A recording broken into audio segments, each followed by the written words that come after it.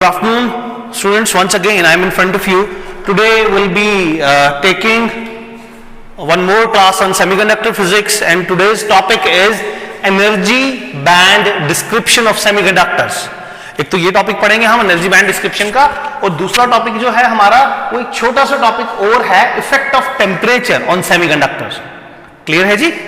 So will be starting today's lecture. Now already हम लोगों ने ये पढ़ रखा है when we talk about description of semiconductors, not semiconductors, description of solids on the basis of their electrical conductivity, कि कौन सी चीज इलेक्ट्रिसिटी कंडक्ट करती है, नहीं करती, कितनी करती है, कितनी नहीं करती, उसके बेसिस पे हमने कंडक्टर्स जिनमें से करंट फ्लो होती है, इंसुलेटर्स जो करंट को फ्लो नहीं होने देते, सेमीकंडक्टर्स जिनमें से पार्शियली करंट फ्लो होती है. क्लियर? ये हम पहले भी 2-3 बार पढ़ चुके हैं. नाउ सेमीकंडक्टर्स में मेजरली हम जब सेमीकंडक्टर्स में की बात करते हैं तो नॉर्मली हम सिलिकॉन और जर्मेनियम को एज ए सेमीकंडक्टर इस्तेमाल करते हैं. तो ये भी मैं आप लोगों को बता चुका हूं कि सिलिकॉन का एटॉमिक नंबर 1414 है. And if we talk about the electronic configuration, कि इसके शेल्स में इलेक्ट्रॉन किस तरह से बटे होते हैं. फर्स्ट शेल में 2 इलेक्ट्रॉन्स जिसको हम के शेल कहते हैं, सेकंड शेल में 8 इलेक्ट्रॉन, और थर्ड शेल में 4 के एल एम. सिर्फ 3 शेल्स होते हैं इसमें, first shell, second shell, third shell. ठीक है? अब ये जो 2 इलेक्ट्रॉन्स हैं ये फर्स्ट शेल में क्यों हैं, और ये जो 8 इलेक्ट्रॉन्स हैं ये सेकंड शेल में क्यों हैं? क्योंकि इन इलेक्ट्रॉन्स का एक एनर्जी लेवल है, और इन 8 इलेक्ट्रॉन्स का एनर्जी लेवल ये नहीं है कि एग्जैक्टली सेम है, कुछ मिलता जुलता है. कुछ एनर्जी का electron volt is the unit for energy जब हम गैप की बात करते हैं. तो इन 8 इलेक्ट्रॉन्स का एक बैंड बन जाता है, इन 2 इलेक्ट्रॉन्स का एक एनर्जी बैंड बन जाता है. क्योंकि हम पढ़ रहे हैं energy band description of semiconductors, तो एनर्जी बैंड डिस्क्रिप्शन में जैसे सिलिकॉन है तो मैंने सिलिकॉन के लिए, सेमीकंडक्टर्स के केस में सिलिकॉन का एनर्जी बैंड बना दिया. तो very first thing is this is the first shell, K shell, इसमें 2 इलेक्ट्रॉन्स हैं.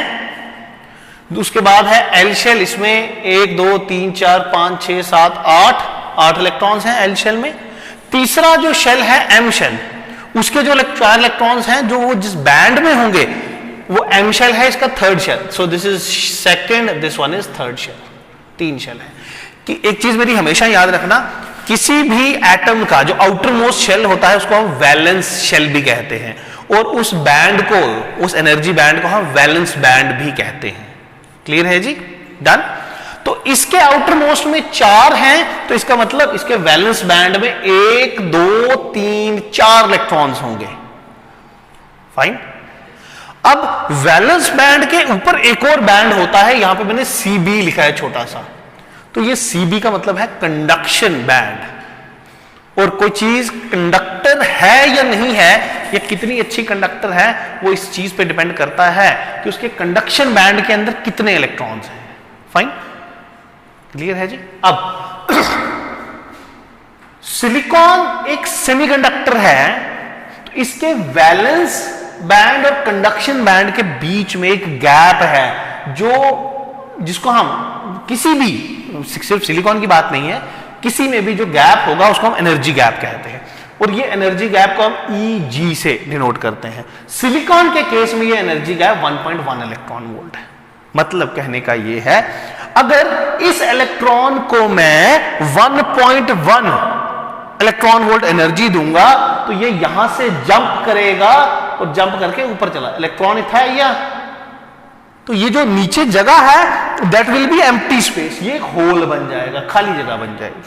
ऑब्वियसली जब ये जंप करेगा तो पीछे क्या हो जाएगा, खाली जगह बच जाएगी. उसी तरह से जब इस इलेक्ट्रॉन को एनर्जी मिली, पीछे एक होल बच गया, इसने भी जंप किया और चला गया कहां, कंडक्शन बैंड. जैसे जैसे हम इसको एनर्जी मिलती है, एनर्जी क्या है, एनर्जी है आपकी जैसे हीट एनर्जी है, लाइट एनर्जी है. अब हीट एनर्जी मिली तो इलेक्ट्रॉन्स जंप करके कंडक्शन बैंड में चले गए. कंडक्शन बैंड में जितने ज्यादा इलेक्ट्रॉन्स होंगे ये उतना अच्छा कंडक्टर बन जाएगा. क्लियर है? क्लियर है जी? कोई डाउट तो नहीं है? चलें आगे. नाउ सिलिकॉन के केस में ये एनर्जी गैप जो है 1.1 इलेक्ट्रॉन वोल्ट है. अगर मैं जर्मेनियम की बात करूंगा, जर्मेनियम में 1 2 3 4 4 शेल्स हैं। तो KLMN, इसका आउटर मोस्ट कौन सा? N है। आउटर मोस्ट जो भी हो हम वो कहेंगे क्या है? वैलेंस बैंड है वो। तो इसके भी वैलेंस बैंड में 4, इसके भी वैलेंस बैंड में 4। क्लियर है? लेकिन जर्मेनियम के केस में ये जो एनर्जी गैप है वो लगभग नहीं, एग्जैक्टली 0.7 इलेक्ट्रॉन वोल्ट है। V लिखा मैंने, V नहीं, इलेक्ट्रॉन वोल्ट, EV। क्लियर है जी?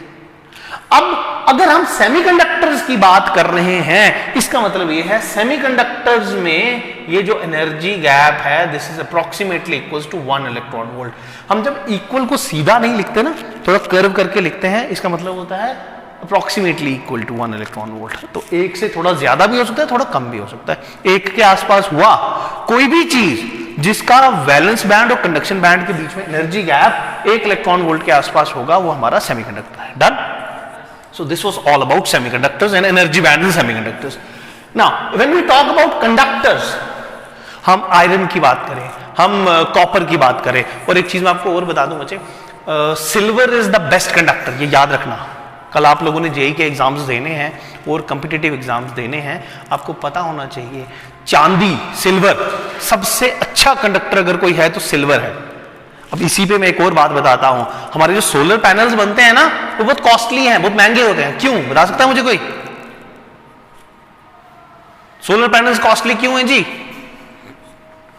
बच्चे सोलर पैनल्स इसलिए कॉस्टली हैं जस्ट बिकॉज सोलर पैनल्स में जो सेल्स इस्तेमाल होते हैं उनमें जो वोल्टेज जनरेट होती है that voltage is very less and we use pure silver, उसमें चांदी इस्तेमाल किया जाता है। Pure silver is being used to connect those cells ताकि ड्रॉप कम से कम हो, इसीलिए सेल की कीमत जो है वो चांदी की वजह से बढ़ जाती है।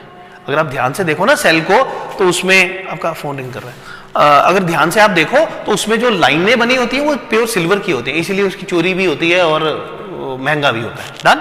नाउ हम बात कर रहे हैं कंडक्टर्स की। कंडक्टर्स के केस में भी if call is necessary you can attend the call, जाके बाहर अटेंड कर सकते हो जी। अच्छा, कंडक्टर्स के केस में उसी तरह से एक वैलेंस बैंड होगा, एक कंडक्शन बैंड होगा, लेकिन कंडक्टर्स के केस में ये वैलेंस बैंड और कंडक्शन बैंड आपस में ओवरलैप करते हैं। इनका कुछ पोर्शन जो है एक दूसरे पे क्या कर जाता है? ओवरलैप। अगर हम एनर्जी गैप की बात करें तो इसमें कोई भी एनर्जी गैप नहीं है, अप्रोक्सीमेटली 0 है, जबकि एक दूसरे के ऊपर है तो गैप तो 0 हो गया ना। ठीक है जी? अब कंडक्टर है तो एनर्जी गैप 0, सेमीकंडक्टर है तो एनर्जी गैप 1 इलेक्ट्रॉन वोल्ट के आसपास। नेक्स्ट आ जाता है आपका इंसुलेटर। अब इंसुलेटर अगर कोई चीज है वो इंसुलेटर क्यों है? क्योंकि उसके वैलेंस बैंड और कंडक्शन बैंड के बीच में जो एनर्जी गैप है वो इतना ज्यादा है कि हम उसको जितनी मर्जी एनर्जी दें वो जंप करके कभी भी कंडक्शन बैंड में नहीं जाते। इसलिए अगर हम उसकी एनर्जी की बात करें तो Eg is greater than 5 electron volt. अगर 5 इलेक्ट्रॉन वोल्ट से ज्यादा एनर्जी है that is insulator, 1 electron volt के आसपास है तो दैट इज सेमीकंडक्टर, एंड अगर गैप नहीं है, ओवरलैप कर रहे हैं तो कंडक्टर। क्लियर है जी? Done? So this was all about the energy band description. ये एग्जाम्स में क्वेश्चन 2-3 तरह से पूछा जाता है। कभी कभी वो पूछता है classifications of solids on the basis of their energy band description, तो यही डिस्क्रिप्शन आपने लिखनी है और साथ में कहानी लिखनी है थोड़ी बहुत। कंडक्टर्स की एग्जांपल लिख दी, डेफिनेशन लिख दी, सेमीकंडक्टर की एग्जांपल डेफिनेशन लिख दी, इंसुलेटर्स की डेफिनेशन लिख दी, एग्जांपल्स लिख दी। Done? Now this is one topic. Another small topic which will hardly take 5 more minutes is effect of temperature on semiconductors. कि अगर हम टेम्परेचर बढ़ाते हैं तो उस बढ़े हुए टेम्परेचर का क्या इफेक्ट होता है सेमीकंडक्टर्स पे। देखो 2 केसेस है हमारे पास, एक है एब्सोल्यूट 0 और दूसरा है अबव एब्सोल्यूट 0। क्लियर है जी? ठीक है? एब्सोल्यूट 0 टेम्परेचर कितना होता है बताओ? एक तो 0 हो गया ना, एक एब्सोल्यूट 0 हो गया। क्या फर्क है 0 एब्सोल्यूट 0 में? देखो absolute 0 is 0 degree kelvin. Temperature के अलग अलग यूनिट्स हैं, you might have studied in the class 10th। कौन कौन से? Fahrenheit, centigrade, kelvin. ठीक है? ह्यूमन बॉडी टेम्परेचर अगर है तो हम थर्मोमीटर में जो देखते हैं वो दैट इज फ़ारेनहीट, और पानी का उबलता हुआ अगर देखते हैं हम चेक करते हैं तो दैट इज सेंटीग्रेड। बहुत जमीन आसमान का फर्क है सेंटीग्रेड में, फ़ारेनहीट में, केल्विन में। ठीक है। जब हम एब्सोल्यूट जीरो की बात करते हैं, एब्सोल्यूट जीरो पे ये जो सेमीकंडक्टर्स हैं ये क्या है, हम जर्मेनियम की बात करते हैं अभी। जर्मेनियम का एटॉमिक नंबर 32, 2 8 18 4, एनर्जी गैप 0.7। अगर जर्मेनियम के जो वैलेंस इलेक्ट्रॉन्स हैं उनको इतनी एनर्जी मिलेगी, वो जंप करेंगे और तो वैलेंस बैंड से जंप करके कहां चले जाएंगे, कंडक्शन बैंड में। एनर्जी कितनी चाहिए, 0.7 इलेक्ट्रॉन वोल्ट। लेकिन जब हम एब्सोल्यूट जीरो टेम्परेचर की बात करते हैं, उन इलेक्ट्रॉन्स को इतनी एनर्जी नहीं मिल पाती, इसलिए at absolute zero temperature germanium behaves as a insulator.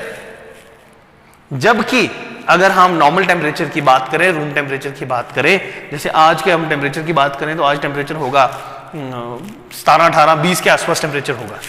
20 degree centigrade पे 20 डिग्री सेंटीग्रेड पे इन इलेक्ट्रॉन्स को इतनी ताकत मिल जाती है कि ये वैलेंस से कंडक्शन में चले जाएं।